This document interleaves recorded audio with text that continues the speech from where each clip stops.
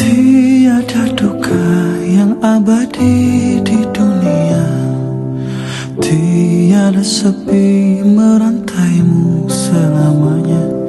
Malam kan berakhir, hari kan berganti, takdir hidup kan dijalani. NGO bermaksud badan bukan kerajaan.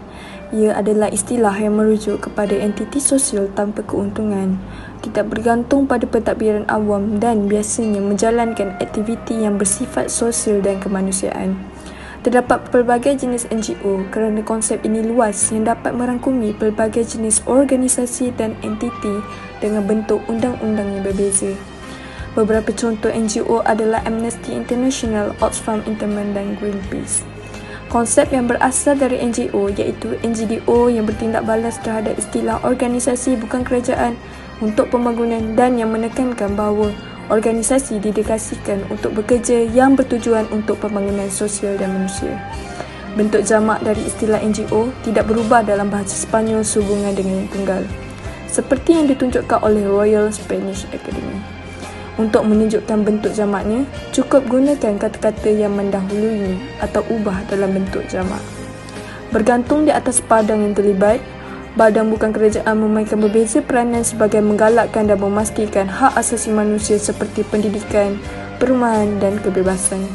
Dengan cara yang sama, mereka biasanya menjalankan tugas kesedaran dan maklumat mengenai isu-isu yang berkaitan dengan manusia, masyarakat dan alam sekitar. Bak kata pepatah, berat sama dipikul, ringan sama dijinjing, yang bermaksud suka duka yang sama ditanggung, baik buruk dikongsi bersama. Mangsa bencana hargai khidmat sukarelawan, pelbagai bentuk bantuan kemanusiaan untuk membantu mangsa bencana alam, kemalangan dan mangsa peperangan diberikan segenap lapisan masyarakat di negara kita. Orang awam sebagai sukarelawan bersama-sama dengan badan bukan kerajaan NGO terbabit dalam menjayakan aktiviti ini sepanjang tahun, sama ada mangsa dan bencana itu berlaku dalam atau luar negara.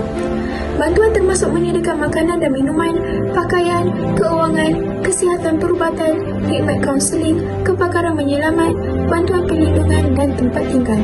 Bantuan kemanusiaan bermaksud beberapa bentuk bantuan keperluan asas seperti makanan, pakaian dan logistik kepada mangsa bencana yang memerlukan.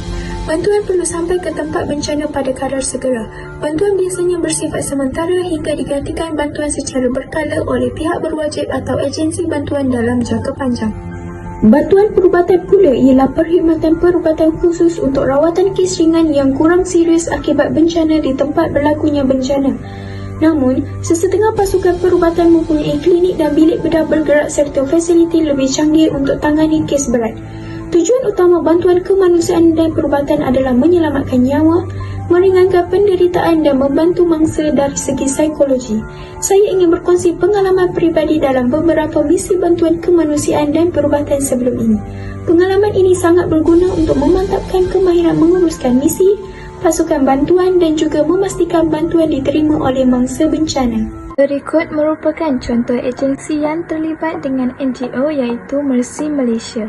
Mercy Malaysia adalah sebuah pertubuhan bukan kerajaan NGO yang ditubuhkan pada tahun 1999 dengan fokus utama memberi bantuan kemanusiaan. Mercy Malaysia atau dikenali sebagai Medical Relief Society Malaysia adalah organisasi nirlaba yang memberi tumpuan untuk memberikan bantuan perubatan, pembangunan berkaitan kesihatan yang berkesinambungan dan aktiviti pengurangan risiko untuk komuniti yang rentan dalam situasi krisis dan bukan krisis. Sebagai sebuah organisasi bukan untung, Mercy Malaysia hanya bergantung pada dana dan sumbangan dari organisasi dan individu yang dermawan untuk meneruskan perkhidmatan mereka untuk memberikan bantuan kemanusiaan kepada penerima bantuan, baik di Malaysia dan di luar negara.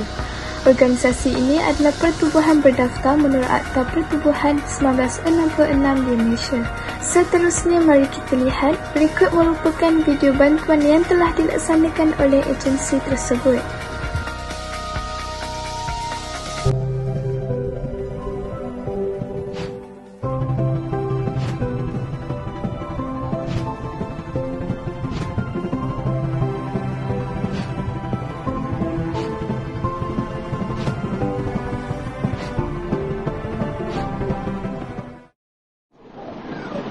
That wave is a good 15-20 feet tall. Easy.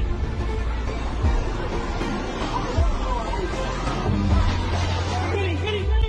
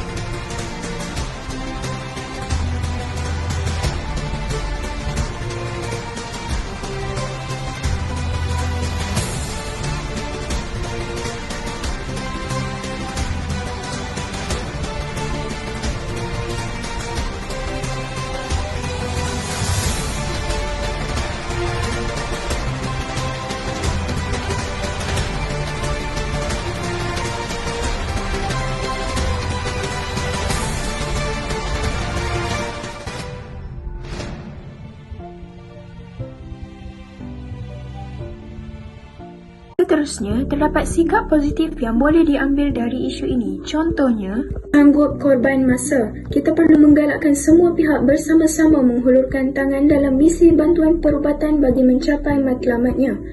Justeru, ciri-ciri utama sukarelawan yang sering terbabit adalah individu sihat, sanggup menyediakan masa dan berkorban wang ringgit. Berdasarkan pengalaman lalu, ramai secara sukarela sanggup menyediakan belanja sendiri untuk menyertai misi sebegini terdiri daripada pelbagai latar belakang, sama ada golongan profesional ataupun tidak. Kesanggupan rakyat Malaysia ini perlu dihargai tanpa mengenal bangsa, umur dan agama. Jadi, saya rasa bertuah kerana berpeluang menyertai pelbagai bentuk bantuan perubatan dan kemanusiaan dianjurkan bersama NGO Perubatan dan Kesihatan, dikenali sebagai iMedic, Ikatan Perubatan dan Kesihatan Muslim Malaysia, Yayasan Ikhlas, Aman Palestin, ISMA dan pelbagai NGO lain sejak tahun 2000. Setiap petugas bantuan dan sukarelawan akan terlebih dahulu didedahkan dengan latihan asas tugasan dan perlu memahami tujuan misi. Sesetengah misi bantuan tidak terlepas daripada menghadapi risiko kemalangan dan kecederaan, terutama apabila pasukan bantuan lain perlu ke tempat bencana yang masih tidak stabil kedudukannya. Ini terutama berlaku pada fasa banjir besar, gempa bumi dan medan perang.